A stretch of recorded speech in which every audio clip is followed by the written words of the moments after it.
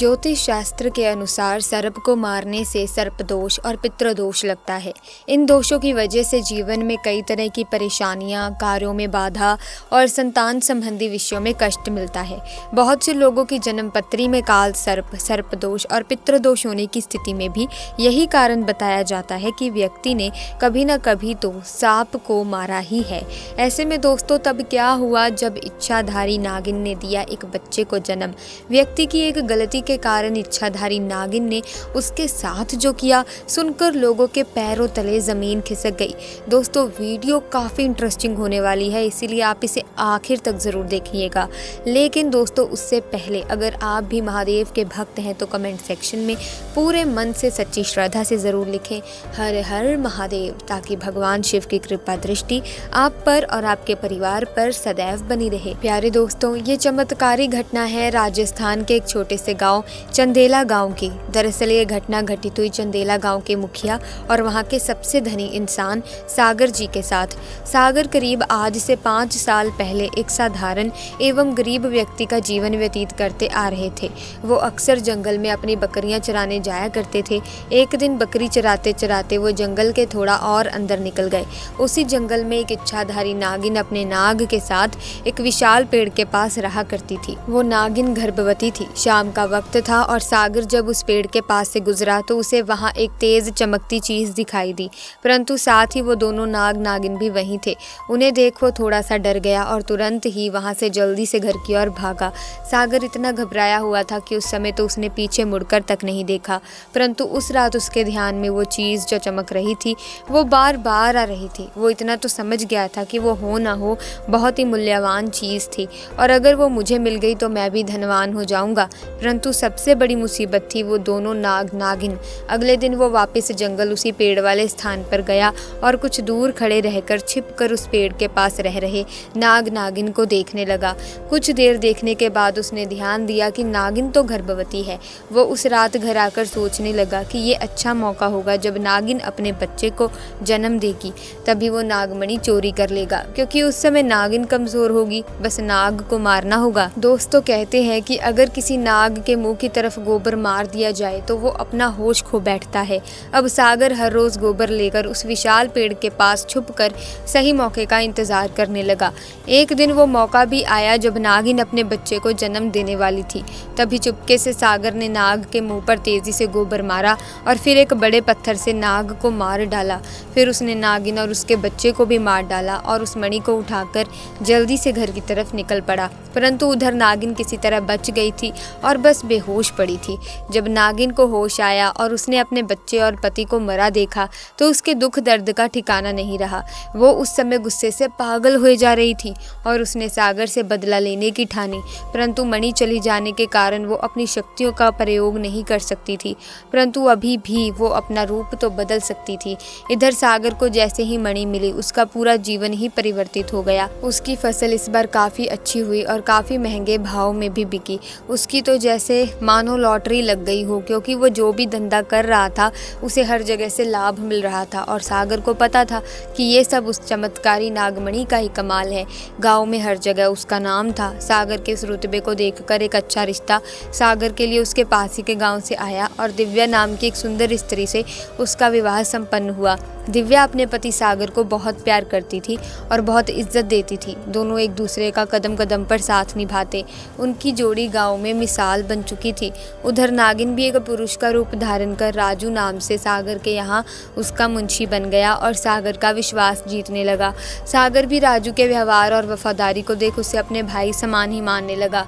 एक दिन दिव्या अपने पति सागर के पास आती है और बताती है कि तुम पिता बनने वाले हो, मैं गर्भवती हूँ। ये सुन सागर की खुशी का ठिकाना नहीं रहा। उस दिन वो खुद अपने मुंशी राजू के पास गया और बोला कि देखो राजू, मेरा कोई भाई नहीं है, परंतु जब से तुम्हारा साथ मिला है तुम मेरे सगे भाई से भी कहीं अधिक बन चुके हो। आज मैं बहुत खुश हूँ, इसलिए आज मैं अपनी पत्नी और तुम्हें एक खास जगह ले जाना चाहता हूँ, क्योंकि मेरा इस दुनिया में तुम लोगों के सिवा कोई नहीं है।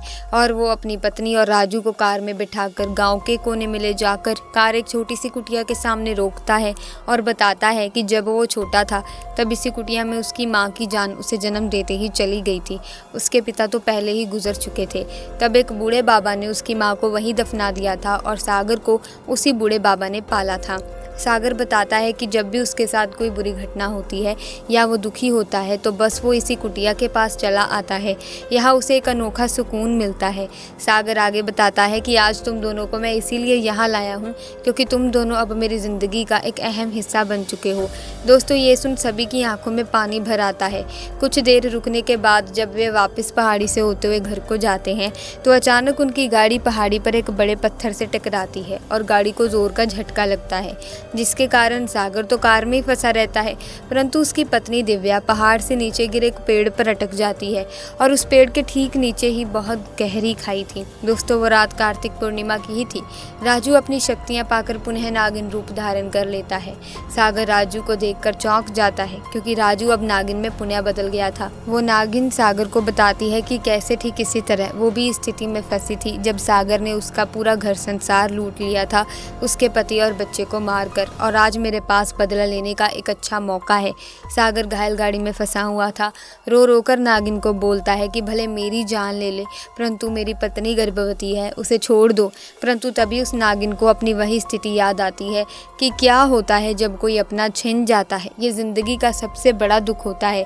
नागिन ने सागर का उसकी पत्नी के प्रति सच्चा प्यार देख उसे माफ़ कर दिया और दिव्या को उस पेड़ से निकाल बचा लिया तथा दोनों को हॉस्पिटल छोड़ खुद वापस जंगल में उसी विशाल पेड़ के पास चली गई। जब सागर हॉस्पिटल से स्वस्थ होकर अपनी पत्नी के साथ घर वापस लौटा तो उसे अपनी गलती का एहसास हुआ और उसने जाना कि उसने कितनी बड़ी गलती करी है। वो नागमणि को लेकर उसी विशाल पेड़ के पास गया और उस पेड़ के पास उस नागमणि को रख फूट फूट कर रोने लगा और शाम को घर वापस आ गया। दोस्तों, कभी कभी इंसान लालच में इतनी बड़ी गलती कर बैठता है कि फिर उस गलती को कभी भी ठीक किया ही नहीं जा सकता, बस अंत में पछतावा ही रह जाता है। दोस्तों, सांप को मारने के संबंध में अक्सर कई लोग कहने लगते हैं कि मत मारो, इन्हें भगा दो या जाने दो। दरअसल इसके पीछे भारतीय अध्यात्म और दर्शन का ज्ञान छुपा है। भारतीय दर्शन में कहा गया है कि जीने का हक सभी को है, इसीलिए किसी जीव की हत्या नहीं करनी चाहिए। सांप इस दुनिया के सबसे खतरनाक जीवों में शुमार है, जिनसे बचकर रहने में ही भलाई होती है, वरना इनके जहर से बच पाना मुश्किल हो जाता है। हालांकि अच्छी बात यह होती है कि सभी सांप जहरीले नहीं होते। जहरीले सांपों में किंग कोबरा, करैत और ब्लैक मांबा आदि शामिल है। भारत में पाया जाने वाला नाग भी काफी खतरनाक होता है। ऐसे में दोस्तों, मैं साफ शब्दों में आपको बता दूं कि सांप चाहे कैसी भी प्रजाति का हो, कितना भी जहरीला हो, खतरनाक हो, बस आप सांप को मारने का पाप कतई ना करें, क्योंकि आप सांप को तो मार देते हैं लेकिन जो आपको पाप लग जाता है उस पाप को आपको भुगतना पड़ता है। सांप को मारना पाप ही है, फिर चाहे वो ब्लैक मांबा हो या कोबरा सांप हो, क्योंकि हमने आपको इस वीडियो की शुरुआत में ही बताया कि जब भी आप किसी सांप को मारते हैं तो दोस्तों आपकी कुंडली में जो है वो काल सर्प नामक योग बन जाता है, जिसकी वजह से बनते बनते काम बिगड़ने लगते हैं, सफलता आपसे कोसों दूर चली जाती है, घर में कलह कलेश नकारात्मक ऊर्जा प्रवेश कर जाती है, जिसकी वजह से आपको हमेशा गुस्सा ही आता रहता है, आप चिड़चिड़े हो जाते हैं, अपने जीवन में आप खुद को अकेला महसूस करते हैं। तो कभी भी सांप को मारने की भूल कतई ना करें।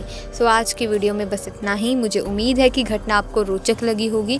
अगर हाँ तो आप इस वीडियो को लाइक करें, शेयर करें, चैनल को सब्सक्राइब करके बेल आइकन को प्रेस कर लीजिए ताकि नए वीडियोस की अपडेट आपको मिलती रहे। जल्दी मुलाकात होगी आपसे, तब तक के लिए धन्यवाद।